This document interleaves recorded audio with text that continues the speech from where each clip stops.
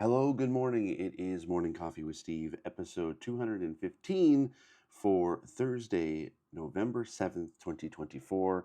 I'm Steve Saylor. This is your daily show of gaming news, accessibility news, or updates about my life. I have another hotel coffee today because this is my last day in Texas. I am heading out to Virginia today to hang out with my buddy T and my friend Liana, and a few of us are going to do a ghost hunt this weekend, which will be streaming on my buddy's my buddy T's Twitch channel, twitch.tv/the T Monster. That's TEE Monster. And we're going to be doing a special ghost investigation at Linville Manor, and we're also going to be doing a special D&D session. So if you're interested in watching a little bit of that while we're actually in a haunted house, it's going to be good times. I hope the ghosts don't kill me. Oh my god, I just blew into the coffee cup and it steamed up all my glasses. Great, that's a good omen. Anyway, I can't say much about basically what I've been doing this week here in Texas, but it's honestly been an amazing week here. I'm very honored that I get to have the privilege of getting to do what I get to do. It's not lost on me that the work of accessibility is ongoing.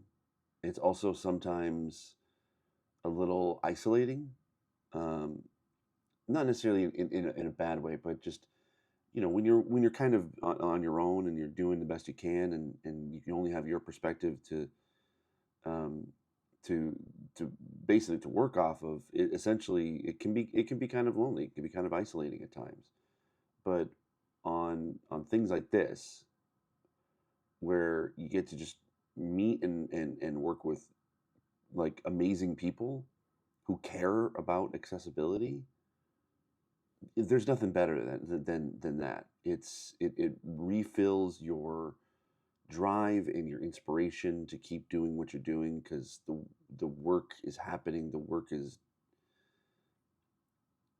is meaningful, and I'm and I wanted to sort of call out this moment specifically, even basically after this kind of week for everybody, because it's been rough. And I'm not going to get into the politics side of things again, but I encourage you to find moments like this because we need it.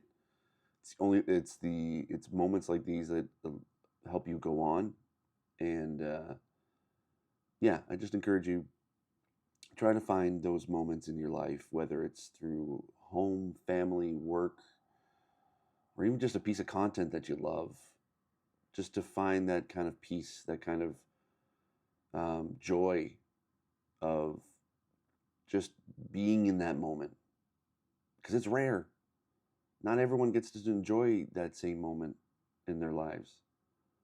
I mean, there's no, like, as they say, there's no guarantee of tomorrow. So enjoy the moments while you're in them.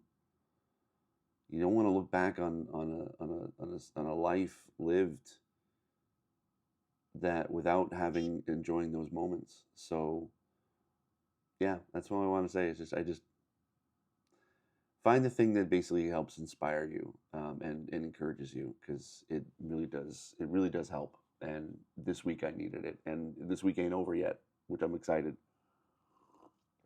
So anywho, yeah, that's basically good. So also I should mention there won't be any Morning Coffee with Steve episode for tomorrow, because tomorrow I'm going to be at my buddy T's place, and it's a little bit easier just to not do an episode. So today will be the last episode for the week, but I will be back again on Monday morning in my home, and for the foreseeable future, at least until December. I'm not going to be traveling anymore, so I'll be back home and be able to do episodes like normal every single weekday.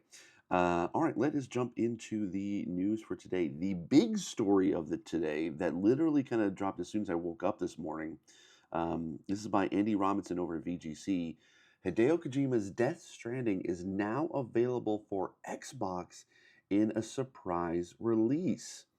Kojima Productions' Death Stranding is now available for the Xbox Series X and S in a surprise release. The developer announced the Xbox version in a social media post on Thursday and confirmed that it will be available at a 50% discount for a limited time, which means it costs $19.99 in the US and £17.49 in the UK.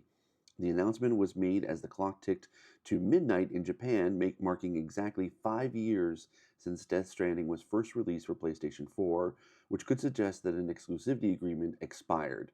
According to the game's Xbox.com page, Death Stranding includes support for Xbox achievements, cloud saves, play anywhere, as well as the director's cut features such as photo mode, ultra-wide monitor support, and more.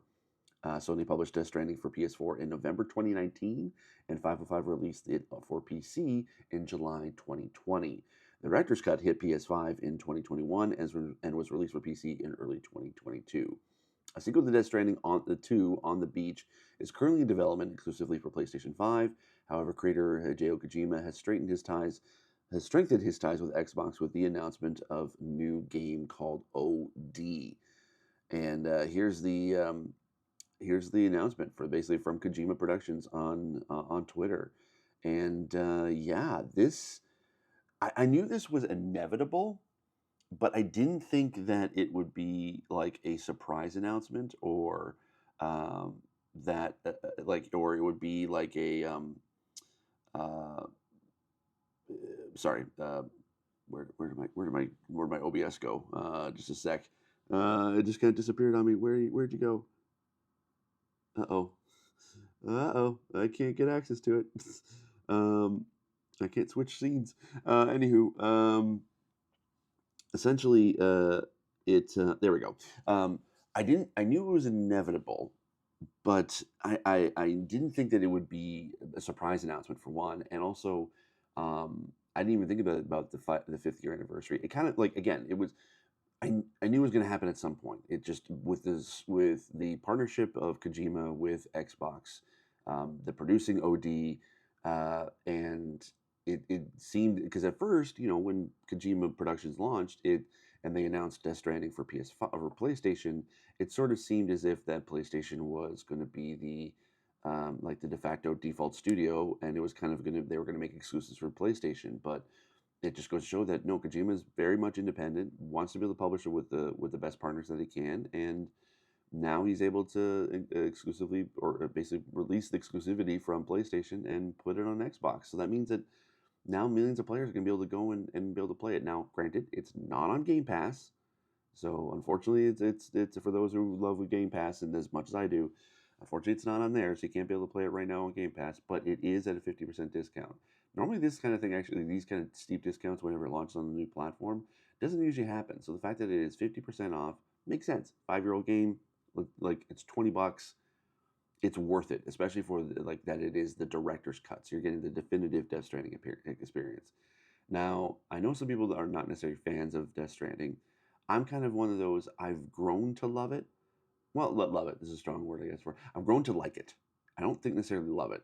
I've been meaning to go back into it because when I first started playing it, I couldn't necessarily figure out 100% what it was trying to be until it kind of clicked that it was basically a package delivery game or package delivery simulator, but with a bunch of fun, like weird stuff around it. And then when I kind of figured that out, I was like, okay, that's what we're going for. And then once the director's cut came out and I started playing that a little bit more, I was like, okay, all right, I'm definitely starting to get this. And I've never been able to finish it. Unfortunately, there's just not a great amount of accessibility in there, so it was kind of one of those. I mean, it did okay, but not anywhere near what a lot of other PlayStation games had at the time. So essentially, like I definitely would recommend trying it out now that it's on Xbox. You can be able to play it anywhere, which means that you can be able to play it once you have it. You can be able to stream it anywhere from any device. Um, and also, it's going to be available for PC because it also has ultra wide support. So it's on PC, for Xbox, and on consoles. So that's dope. I love that. And wow, cool on Kojima. I'm I'm become a little bit more of a fan of him for the past couple years. Just the mind that he has for game design, and trying to be able to break the trends of what gaming actually is, and elevating the medium, to an ultimate art form like that. The mind on him is incredible. So yeah, just go if you have an Xbox, go check it out. It's $20, and let me know what you think. Have you played? Let me know in the comments. Have you played Death Stranding? Have you never been able to before, but now that it's on Xbox, would you give it a chance now? Yeah, like let me know, and I'd be very curious to hear your thoughts. Okay, next story we have here is disappointing Borderlands movie benefited game sales, said Take Two. This is coming from Tom Ivan at VGC. Take Two Strauss Zelnick has labeled the summer's block Borderlands movie disappointing, but claiming it had a positive impact on game sales. Based on the video game series developed by Gearbox Studio, the Borderland film was written and directed by Eli Roth and starred Kate Blanchett, Kevin Hart, Jamie Lee Curtis, and Jack Black. The film grossed just $33 million worldwide, according to Box Office Mojo, against a reported production budget of roughly $115 million, plus marketing and distribution costs of $30 million. It was widely panned by critics and had a very short theatrical run, making its way from the big screen to digital storefronts in just 3 weeks. During Take-Two's quarterly earnings call on Wednesday, the company was asked to break out the contribution from the film, whether it benefited game sales, and if it planned to license more of its IP for adaptations. With regards to Borderlands, we don't really need to break out the contribution from the film, because while it was economically positive, it wasn't while it was economically positive, it was material to our results, CEO Strauss-Zelnick responded. Even though the film was disappointing, it actually benefited our catalog sales, so that it is a sign that making a movie or television show based on our very high-quality IP can drive catalog sales, and that can be a good thing. All that said, he continued, we're really selective, and one of the reasons we've been so selective about our licensing is we would really prefer that everything that comes out with our brands in it is really, really successful. And we can't guarantee that, especially when it's out of our hands. So we have licensed other titles. We will continue selectively to do so, but note the so subtle word selectively. This is interesting. I was actually kind of the reason why I brought up this story is that not to kind of to drudge up how bad the Borderlands movie was, but it was more of just what was interesting was that it still drove sales for people to try out Borderlands, because I'd be very curious to see what the sales numbers were for that. But essentially, what it was fascinating was that it still drove up interest. Like I think probably people were more interested. Like I would assume people might have, maybe if they didn't see the movie, they probably saw the trailers and like, oh, this is fun. Oh, it's based off a video game. Oh, I want to check this out, and then people would buy it. And I think I mean, this could be just a complete shareholder talk that they just basically were trying to put a positive spin on it, being like, okay, yeah, the movie's disappointing, but we had more sales. And how many sales that is? It could be 5 copies. You never know. But I would be willing to believe that it probably made at least a significant impact. That you could see that, oh, Borderlands movie equaled X amount of sales. So I think that what I think the right move was when they were saying that we're selectively licensing our IP, means that I think that they with the learnings that they probably had from the Borderlands movie, they want to make sure that that the next project is going to be better. It has to be way better than what it was. I never saw it, but I've just heard from so many of my trusted friends that they were like, it is absolute garbage. I'm like, oh man, that's disappointing, because the trailers didn't really sell me that much, but the cast kind of did, so I was kind of interested in it. But apparently, yeah, I guess it didn't hit for everybody. Or actually, pretty much anybody, as far as I knew. But hey, that's good.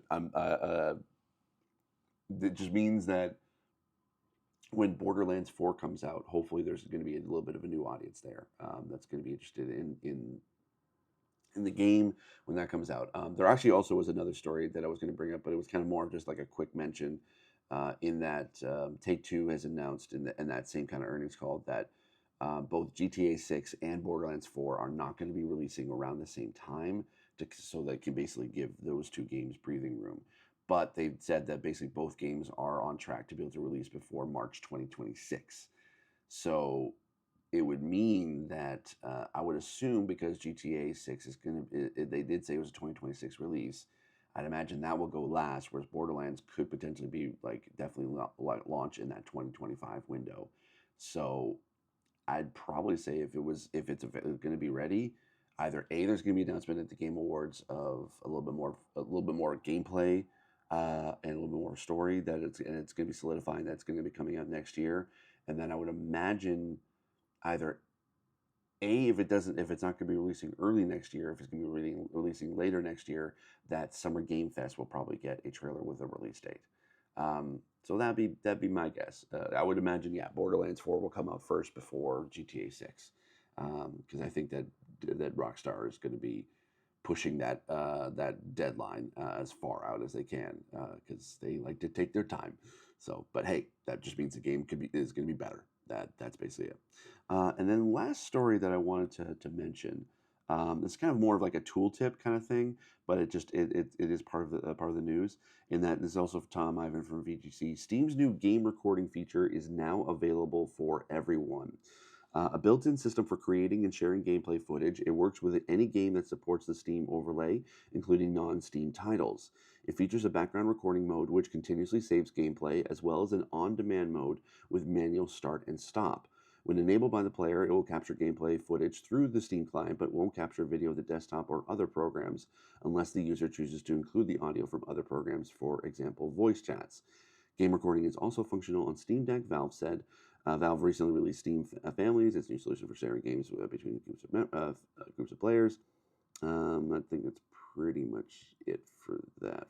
Okay, so I did want to mention in regards to this Steam game recording, because I've actually been using this quite a bit. With the amount of PC games that I've been getting lately for review, majority of the times actually has been like the games I've been getting have been PC codes. Um, I'm I used to be able to record clips for reviews or for accessibility purposes using basically OBS, and just kind of like constantly recording through that way. But I've been more like over the past year, I've been more interested in recording natively, either on console or just on PC, uh, because it allows me to. Because oftentimes, whenever I record for gameplay for reviews, I'd have hours upon hours of footage that I'd have to sift through. Whereas if I am playing something that I just want a quick clip of, I can just sort of just clip it out and be like, okay, record the last like 5-10 minutes, and it then that way I have it, and I don't have to basically search through hours of footage to try to find that right moment. I know that you can be able to set like markers and stuff like that when you're recording, especially now in OBS. The latest version of OBS, if you haven't tried that out, if you're recording, I think it's through MP4. If you're doing MP4, the new MP4 codec that's within OBS, you can actually be able to have markers be saved on the video file. So when you import it into any video editor, it will actually import those markers, so that way you can just jump to the clips that you want. I know I can be able to do that, but sometimes when I'm in the middle of gameplay, I don't want to take my hands off the controller just to hit a button. So still having that native recording is super helpful for me. And right now, or basically up until this what was in beta and now is available for everybody, this game recording on Steam, basically it works extremely well, and you can just have it set that it will just anytime you open up a game, it'll start recording in the background. That's when I currently have it set. You can have it set for that, or you can be able to have it set where you hit a button to restart and then hit another button to stop recording. I just have it set to constantly be recording, so that way I don't have to worry about it. It saves up to about 120 minutes. You can set it to however long you want it to, but it'll save up to 120 minutes at a time before it stops recording. And what's great is that when you're finished playing the game and you close it, it'll stop recording at that point.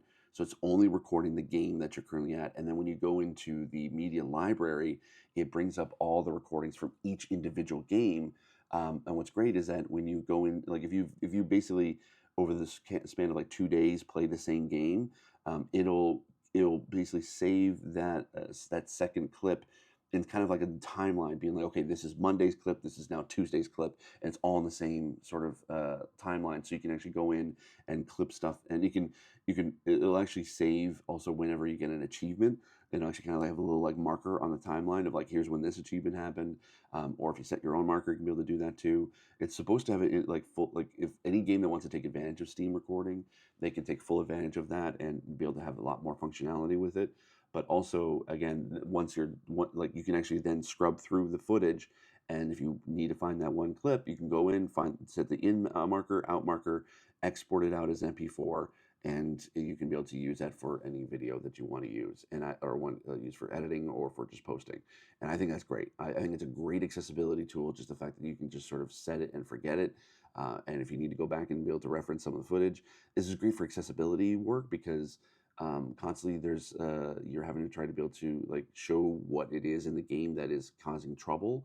You want to have that recording, but you don't want to have to constantly think about, oh, did I record this, or did I hit the start record button? So having this sort of just record in the background for you, it just takes a lot of that cognitive load off, and you can just sort of focus in on the game itself. So if you're a consultant or an advocate or a content creator, definitely I would highly recommend the game recording function on Steam. It works great. It even works on, like they said, on Steam Deck and also on the ROG Ally, which I've been using also as well. And it's been awesome. And I definitely recommend it. So kind of a cool little fun little tool tip for you. If you're interested in content creation or just accessibility work, try the Steams for game recording. It's really cool. All right, that is going to be it for today's episode. I'm going to leave it there. Like I said, this will be the last episode for the week, so I will be back again on Monday morning. Once again, if you're interested in checking out the Ghost Hunt, it'll be streamed live on my buddy T's channel, twitch.tv/the TTEE monster. And we'll be doing the ghost hunt there with a bunch of our friends. If you listen to Dungeon Disabled, you will recognize everybody that's going to be there. And we're going to be doing a special D&D stream at midnight Eastern. I know it's going to be late for a lot of people. We are going to be recording it, so if you missed it, we will be recording this, and it'll be released as a special, a one-off special on Dungeons and Disableds. But it's gonna be great, and I'm looking forward to it. So. Anywho, that's going to be it. Hope you guys have a great weekend, or a great rest of your week, and hang in there. We've got this. We've got this. So take care. Have yourself a great day, and I will see you all on Monday. Take care. Bye bye.